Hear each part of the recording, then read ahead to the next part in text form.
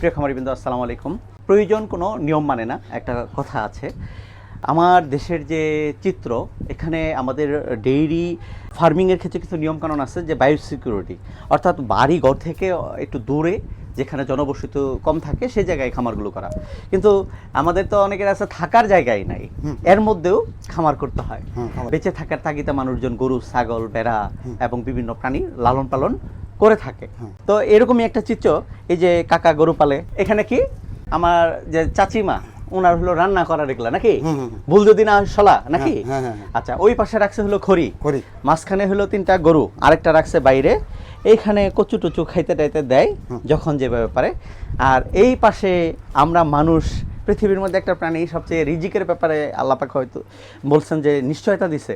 আর অনিশ্চিত হলো জীবন, কখন মানুষ চলে যাবে এটা কেউ জানে না। কিন্তু মানুষ সবচেয়ে বেশি যেটা নির্দিষ্ট চিন্তা করে সেটা হলো রিজিকের বিষয়। তো এই ছোট্ট জায়গাতে এগুলা কি কাকা? চাল। চাল একটু দেখান দেখি চাল।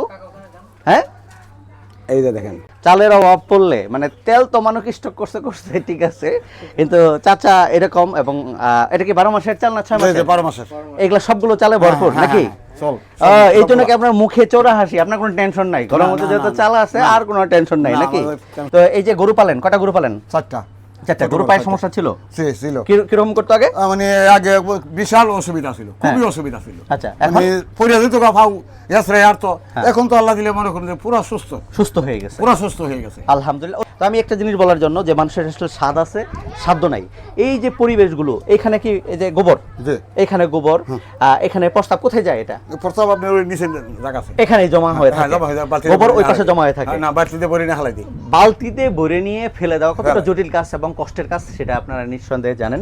একটা বড় ধরনের প্রশ্ন খামারিদের, মশা মাছি কিভাবে নিয়ন্ত্রণ করবে? মশা মাছি নিয়ন্ত্রণ করতে গেলে পরিষ্কার পরিচ্ছন্নতার কোনো বিকল্প নাই। গোবর, প্রস্তাব, এগুলো কোনো কিছু গোল ঘরে আশেপাশে রাখা যাবে না। এই পরিবেশগুলো যদি পরিষ্কার পরিচ্ছন্ন থাকে তাহলেই মশা মাছি নিয়ন্ত্রণ করা সম্ভব। এগুলোকে রেখে করবেন, এই ধরনের চিন্তাধারাগুলো খুব বেশি একটা ফলপ্রসূ হবে না। যাই হোক, এই ছিল আজকে একটু বিষয় দেখানোর মতো। সবাইকে অনেক অনেক ধন্যবাদ।